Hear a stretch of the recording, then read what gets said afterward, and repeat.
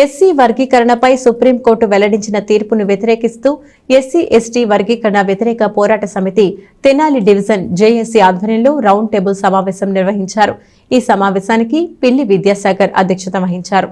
స్థానిక ఐతానగర్లోని శ్రీ పొట్టి శ్రీరాములు కమ్యూనిటీ హాల్లో ఆదివారం సాయంత్రం ఎస్సీ ఎస్టీ వర్గీకరణ వ్యతిరేక పోరాట సమితి తెనాలి డివిజన్ జేఏసీ ఆధ్వర్యంలో మాల న్యాయవాదుల, ఉద్యోగస్తుల, విద్యావేత్తల, పట్టభద్రుల రౌండ్ టేబుల్ సమావేశం జరిగింది.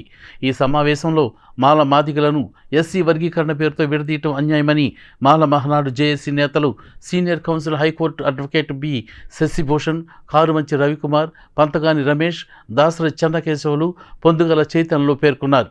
కుట్రపూరిత రాజకీయాలతో రాష్ట్రంలో ఎస్సీ ఎస్టీలను వర్గీకరణ చేస్తే తగిన మూల్యం చెల్లించాలని ప్రభుత్వాన్ని హెచ్చరించారు. రాష్ట్రంలో 42 లక్షల మంది ఉన్న మాలలు ఒక్క రాజకీయ శక్తిగా ఏర్పడబోతున్నారని, దగాకోరు రాజకీయాలు చేస్తే ఉపేక్షించేది లేదని వారు హెచ్చరించారు. రాబోయే రోజుల్లో దళితులు ఉద్యమకారులుగా కాకుండా రాజకీయ నాయకులుగా ఉద్భవించనున్నారని పేర్కొన్నారు. ఈ రౌండ్ టేబుల్ సమావేశంలో పిల్లి విద్యాసాగర్, గడ్డటి సుందర్ సునీల్ సభకు అధ్యక్షత వహించారు. కార్యక్రమంలో బండికల్ల బుల్లయ్య, బొనిగల ప్రదీప్, కంచర్ల కోటేశ్వరరావు, అక్కిదాసు కిరణ్ కుమార్, కనపర్తి అబ్రహం లింకన్, కారుమంచి సునీల్ సందీప్, గోవాతోటి మనోజ్, ఎండ్రపాటి అశోక్ కుమార్, వేము సమత, కారుమంచి భానుప్రకాష్, కంచర్ల అజయ్ కుమార్, మధిర నాగేశ్వరరావు తదితర విద్యావేత్తలు, ఉద్యోగస్తులు పాల్గొన్నారు. ఈ వర్గీకరణ అనేది రాజ్యాంగం ప్రకారంగా సాధ్యమేనా కాదా అనే అంశంపై ఉద్యోగస్తులు మరియు ప్రజాస్వామ్యవాదులు వారి మధ్య ఒక సమర్థవంతమైన చర్చ చేపట్టాలని, తద్వారా ప్రజలు ఈ జడ్జిమెంట్ని అర్థం చేసుకుని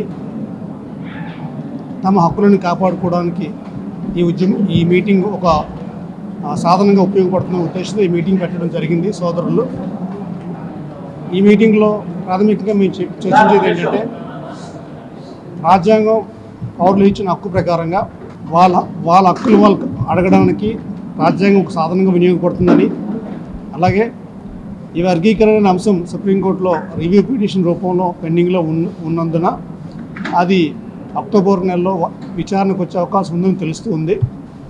కావున సోదరులు, అలాగే ఇక్కడ హాజరైన ప్రజలు, ఉద్యోగస్తులు తమ హక్కులు కాపాడుకోవడానికి. నా పేరు doctor Dasari Chennakesavulu, global Republican party రాష్ట్ర అధ్యక్షుడిని.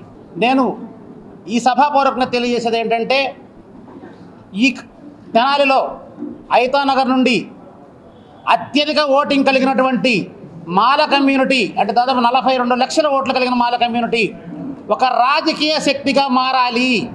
రాజకీయ శక్తిగా మారితేనే రాజ్యాంగ ఫలాలు మన ఇళ్ళకి, మన కుటుంబాలకు చేరతాయి. సామాన్యుడు చట్టసభలకు వెళితేనే రాజ్యాంగ ఫలాలు పేదవాడికి అందుతాయి. అప్పటి వరకు ఏమీ జరగదు.